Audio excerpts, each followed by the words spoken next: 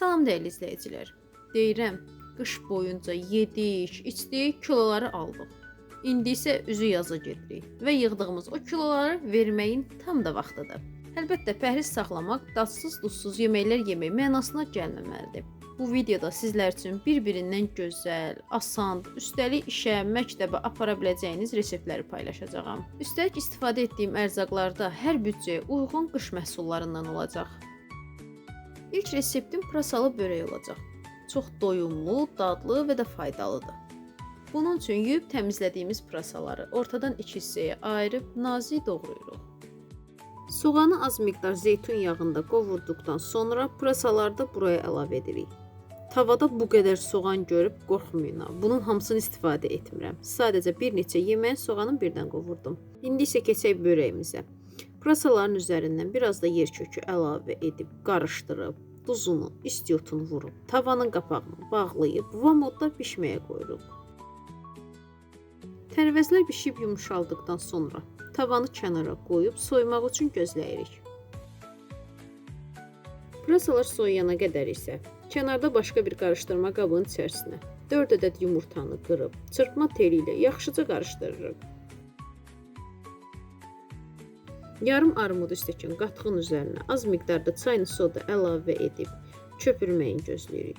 Köpürdükdən sonra isə yumurtaların üzərinə həmin bu qatığı əlavə edirik. Qatıqla yumurtanı yaxşı qarışdırdıqdan sonra üzərinə əzdiyimiz pendiri, öncədən kənarda soyutduğumuz pırasalı qarışımı, zövqə görə duzu, istiotu və 4 xörək qaşığı da yulaf ununu əlavə edirik. Əgər evdə sizdə yulaf yoxdursa, sadə yulafı kafe öydəndən və yaxud da blenderdən keçirib un halına salaraq da istifadə edə bilərsiniz. Bütün bu ərzaqlar bir-birlərinin içərisində tam həll olmaq üçün yaxşıca qarışdırırıq. Börəyi bişirəcəyimiz soba listinin içərisinə az miqdarda zeytun yağı ilə yağlayıb, hazırladığımız börək qarışımını əlavə edirik.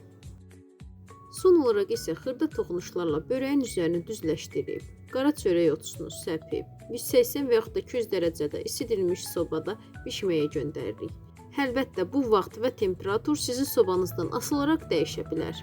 Bişdikdən sonra bu börəyin dietik olduğuna heç kim inanmayacaq. Ailə üzvləriniz də sizinlə bərabər rahatlıqla nuş edə bilər. Qalan börəkləri isə saxlama qabına yığıb soyucuya qoyuruq. Nə zaman yemək istəsəniz sadəcə soyucudan çıxartmağınız kifayətdir. Növbəti yeməyimiz isə kələm qovurması olacaq. Bəli, səhv eşitmədiniz, kələm qovurması. Qovrulmuş soğanların üzərinə kələmi əlavə edib, qazanın qapağını bağlayıb bir miqdar bişməyini gözləyirik. Daha sonra üzərinə sürtkəcdən keçirdiyimiz yer kökünü, duzunu, istiotunu əlavə edirik, qapağını bağlayıb tamamilə bişməyə qoyuruq. Bildiyiniz kimi kələm bütün mövsümlərdə tapılan, qiyməti münasib olan, üstəlik az kalorili bir tərəvəzdir.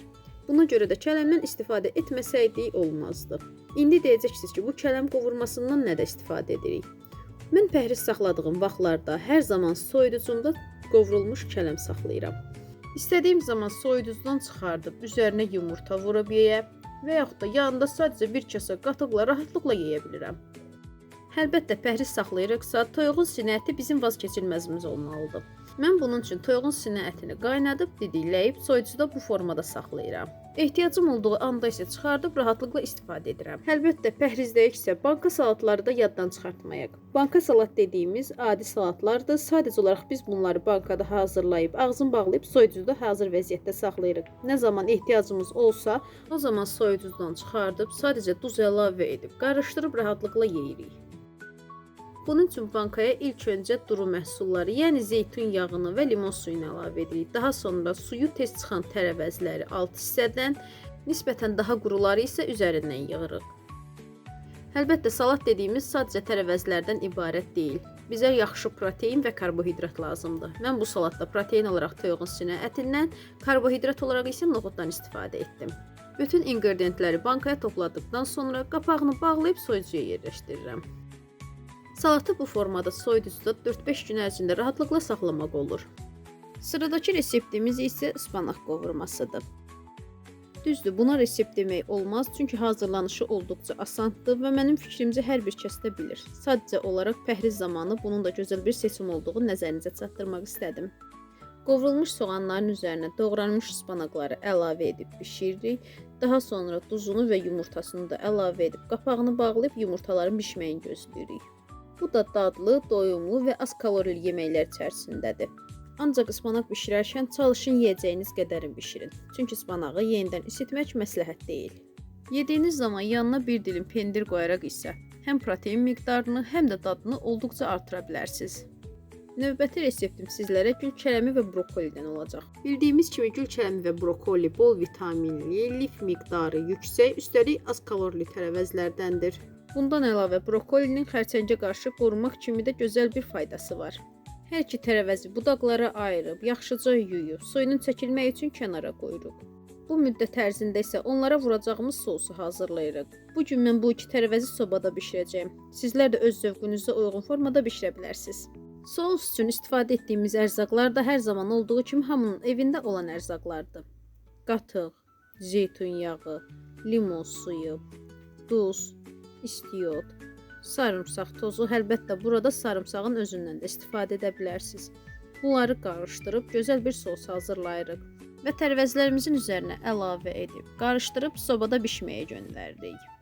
Gül kələminin verdiyi kələm qoxusundan dolayı bir çoxları yeyə bilmir, ancaq bu reseptlə hər bir kəs yeyə biləcək.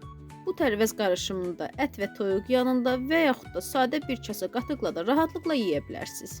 Bugünlük isə bu qədər. İnşallah zaman içərisində bu cür reseptləri yenidən sizlərlə paylaşaram. Ümid edirəm ki, bu videomu bəyənərsiniz. Əgər bəyənsəniz, like atmağı unutmayın. Reseptlərim sayəsində çəki verməyə başlayanlarınız olacaqsa da, yorumlarda fikrini və təcrübəsini mənimlə və izləyicilərlə bölüşməyi unutmasın. İndi isə sağ olun, salamat qalın.